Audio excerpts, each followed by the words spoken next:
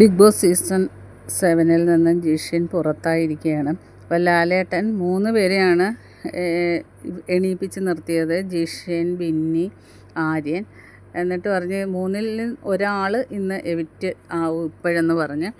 അപ്പം ജിഷിനൊട്ടും പ്രതീക്ഷിച്ചില്ല. ബിന്നിക്ക് പ്രതീക്ഷയുണ്ടായിരുന്നു ബിന്നി ഔട്ടായി പോകുമെന്ന്. പക്ഷേ ആര്യനെ സേഫാക്കി ഇരുത്തി. അതിനുശേഷം ജിഷിനും ബിന്നിയായിരുന്നു. അപ്പോൾ കണ്ടസ്റ്റൻസ് ഓർത്ത് ബിന്നി തന്നെ ഔട്ടാവുന്നു. ബിന്നിക്കും ഭയങ്കര ടെൻഷൻ ഉണ്ടായിരുന്നു, മുഖമൊക്കെ ആകെ അങ്ങ് ഇതായി. പക്ഷേ ജിഷിൻ ചിരിച്ചുകൊണ്ട് തന്നെയാണ് നിന്നത്.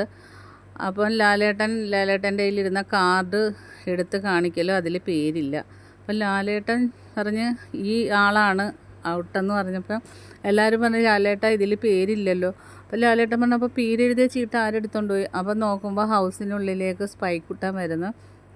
അപ്പോൾ സ്പൈക്കുട്ടൻ ആ കാർഡും കൊണ്ടാണ് വരുന്നത്. അങ്ങനെ സ്പൈക്കുട്ടൻ അത് ടേബിളിൽ കൊണ്ട് വെച്ച് അപ്പം ലാലേട്ടൻ പറയുന്നു ആരെങ്കിലും അതെടുത്ത് വായിക്കാൻ.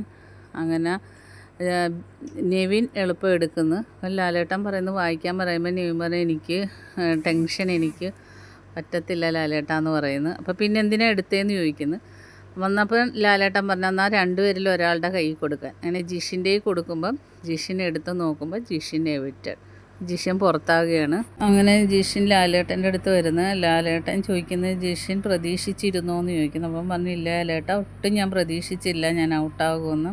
അപ്പം ലാലേട്ടൻ പറഞ്ഞു അതാണ് പ്രേക്ഷകരുടെ തീരുമാനമല്ലേ. അപ്പം ജിഷിൻ നല്ല കണ്ടൻറ്റ് കൊടുക്കുമായിരുന്നു. പക്ഷേ പ്രേക്ഷകർക്ക് മനസ്സിനിണങ്ങുന്ന കണ്ടൻറ്റ് എത്തിക്കാണില്ലായിരിക്കും. അതാണ് ജിഷിന് വോട്ട് കുറഞ്ഞ് ജിഷിൻ പുറത്താകാൻ കാരണം. ബാക്കി അപ്ഡേറ്റുമായിട്ട് വീണ്ടും കാണാം.